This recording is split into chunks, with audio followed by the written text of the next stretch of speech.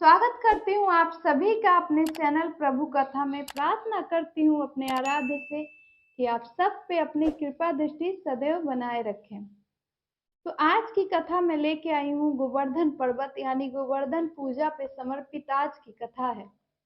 और आज के मेरे इस कथा में एक संदेश भी है जो आपको ये बताएगी कि जब घमंड हो जाती है तो उस घमंड को तोड़ने कोई ना कोई जरूर आता है, और ज्यादा घमंड कभी भी किसी के पास नहीं रहता।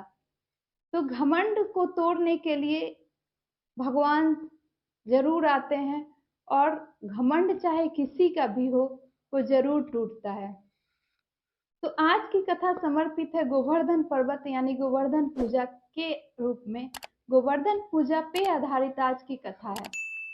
तो गोवर्धन पूजा को मनाना यानी कि गोवर्धन पूजा तो दिवाली के अगले दिन हम गोवर्धन पूजा का पर्व मनाते हैं। गोवर्धन पूजा क्यों मनाया जाता है और गोवर्धन पूजा की शुरुआत कहाँ से हुई, आज मैं अपने कथा में ये सब कुछ आपको बताने वाली हूँ। तो गोवर्धन पूजा जो है, गोवर्धन पर्वत को ही पूजा जाता है। और गोवर्धन पर्वत को पूजना जिसकी शुरुआत, ये कथा है भगवान श्री कृष्ण के समय काल की। यानी भगवान श्री कृष्ण के समय काल में, द्वापर युग में, पूरे वृंदावनवासी, पूरे गोकुल वासी भगवान इंद्र की पूजा करते थे। उन्हें ऐसा लगता था कि भगवान इंद्र की वजह से ही उन पे कृपा बनी हुई है और उन्हें अन्न मिलता है, उन्हें जल मिलता है। और इस वजह से वो हर साल कार्तिक मास में भगवान इंद्र की पूजा किया करते थे, देवराज इंद्र की पूजा किया करते थे। और देवराज इंद्र की पूजा करके उनको खुश किया करते थे। हर तरह की पकवान, मिठाइयाँ, हर तरह के अनाज उनको चढ़ाया करते थे। तो इस पूजा को अन्नकूट पूजा भी कहा जाता है। तो देवराज इंद्र को खुश करने के लिए सारे लोग यह काम किया करते थे। एक बार जब मैया यशोदा ने ये देवराज इंद्र को पूजने के लिए प्रसाद बना रही थी, तो भगवान श्री कृष्ण ने माता से पूछा, माता आप ये क्या कर रही हैं? तो मैया ने कहा कि देवराज इंद्र की कृपा से ही हम सबको भोजन प्राप्त होता है। तो उन्हीं को पूजने के लिए मैं और पूरे गोकुलवासी तैयारियां कर रहे हैं।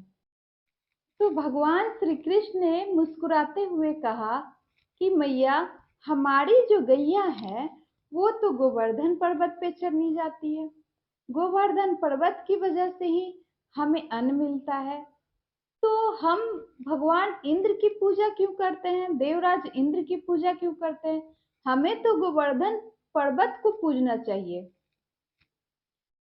तो ये बात जो थी, भगवान श्री कृष्ण ने पूरे गोकुल वासियों से, पूरे वृंदावन वासियों से कहा और उनको समझाया कि हमें जो है गोवर्धन पर्वत को पूजना चाहिए, क्योंकि गोवर्धन पर्वत की वजह से ही हमें अन्न की प्राप्ति होती है। तो सारे गोकुलवासी और वृंदावनवासी भगवान श्री कृष्ण की ये बात समझ गए और उन्होंने तय किया कि अब से वो इंद्र की पूजा नहीं करेंगे, देवराज इंद्र की पूजा ना करके गोवर्धन पर्वत की पूजा करेंगे। और इस बात से देवराज इंद्र काफी नाराज हो गए। जब उन्हें ये बात पता चला कि ये सारे जो लोग हैं मेरी पूजा ना करके एक पर्वत की पूजा करने जा रहे हैं, तो इस बात को सुन के देवराज इंद्र बहुत नाराज हो गए और उन्होंने सबको सबक सिखाने की योजना बनाई। क्योंकि उनको जो है घमंड था कि मेरे वजह से ही सभी लोगों को अन्न की प्राप्ति होती है, मेरे इच्छा से ही अन्न, जल सबकी प्राप्ति होती है, क्योंकि मैं राजा हूँ, मेरे हाथ में सब कुछ है और मैं जो चाहता हूँ वही होता है। तो इस तरह देवराज इंद्र को घमंड था और वो काफी नाराज हो गए। जब सारे गोकुलवासी और वृंदावनवासी गोवर्धन पर्वत को पूजने के लिए गए, तो यह देख के देवराज इंद्र ने एक षड्यंत्र रचा। उन्होंने पूरे वृंदावन में, पूरे गोकुल में वर्षा कराना शुरू की और इतनी बारिश करवाई कि पूरे वृंदावन में पानी भर गया। वृंदावन वासियों के पास रहने की कोई जगह शेष न बची थी और यह देख के सारे वृंदावन वासी बिल्कुल घबरा चुके थे और सारे लोग जो है भगवान श्री कृष्ण को, मुरली मनोहर को दोषी मानने लगे कि उनके कहने से ही उन लोगों ने गोवर्धन पर्वत को पूजा है और इसी की वजह से भगवान यानी देवराज इंद्र नाराज होके ये सारे दंड उन्हें दे रहे हैं। जब भगवान श्री कृष्ण ने कहा कि ऐसा कुछ भी नहीं है, मैं आपको बताऊंगा कि पर्वत जो है गोवर्धन पर्वत कैसे हमारी रक्षा करेगी, ये मैं आपको समझाऊंगा। आप लोगों को घबराने की, चिंता करने की कोई जरूरत नहीं है। और यह सुन के भगवान श्री कृष्ण सारे वृंदावन वासियों को लेके गोवर्धन पर्वत के पास चले गए और गोवर्धन पर्वत के पास जाके और उन्होंने कहा, आप गोवर्धन पर्वत से प्रार्थना कीजिए कि वो आपको शरण दे और ये गोवर्धन पर्वत जरूर देंगे। अब सारे लोग मिलके गोवर्धन पर्वत से प्रार्थना करने लगे और गोवर्धन पर्वत को उठाने की कोशिश करने लगे, क्योंकि वही एक शेष ऐसी जगह बची थी जहां पे पानी की मात्रा कम थी।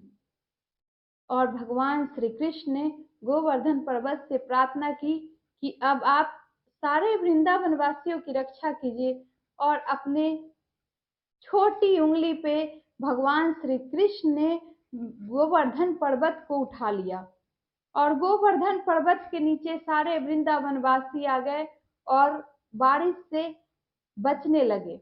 इस तरह काफी दिनों तक इंद्र जो है अपने घमंड से, अपने गुस्से में आके बारिश करवाते रह गए, लेकिन वृंदावन वासी गोवर्धन पर्वत के नीचे बैठे रहे, उनको कुछ नहीं हुआ। भगवान कृष्ण जो है गोवर्धन पर्वत को अपने हाथों में उठाए हुए खड़े रहे। पूरे 7 दिनों तक ये सारी चीजें चलती रही। बाद में भगवान इंद्र ने ब्रह्मा जी से पूछा कि ऐसा क्या चीज है जो इस बालक ने अपने हाथों से गोवर्धन पर्वत को उठा लिया है, ऐसा कौन सा रूप है। ब्रह्मा जी ने कहा, देवराज इंद्र, आपके समझ से परे है, आपके समझ में नहीं आ रहा है। ये साक्षात श्री हरि नारायण है, यानी कि ये साक्षात भगवान विष्णु के रूप श्री कृष्ण है। आप उनसे उलझने चले गए। फिर जब देवराज इंद्र को अपनी गलती का एहसास हुआ तो वो भगवान श्री कृष्ण के पास जाके उनसे माफी मांगी और कहा, प्रभु हमें माफ कर दीजिए, नारायण हमें माफ कर दीजिए, हमसे गलती हो गई, अब ऐसा कुछ नहीं होगा। और ये कह के देवराज इंद्र वहां से चले गए। और इस तरह पूरे 7 दिन तक भगवान श्री कृष्ण ने, हरि नारायण ने अपने हाथों पे गोवर्धन पर्वत को उठा के और सारे वृंदावन वासी को शरण दिए थे। और इस तरह उसी समय से सारे लोग गोवर्धन पर्वत को पूजने लगे। अन्नकूट पूजा होने लगी और गोवर्धन पूजा होने लगी और उसी समय से गायों की भी पूजा होने लगी। इस पूजा में गौ माता की भी पूजा की जाती है, गौ माता को भी पूजते हैं। और इस तरह भगवान श्री कृष्ण की वजह से यानी द्वापर युग से ही गोवर्धन पूजा आरंभ हुई, गोवर्धन पूजा की शुरुआत हुई। आज मैंने आप सबको ऐसी कथा सुनाई जिससे हमें सीख मिला कि घमंड जब हो जाता है तो उसे तोड़ने के लिए भगवान स्वयं आते हैं और घमंड चाहे किसी का भी हो वो जरूर टूटता है, घमंड रहता नहीं है।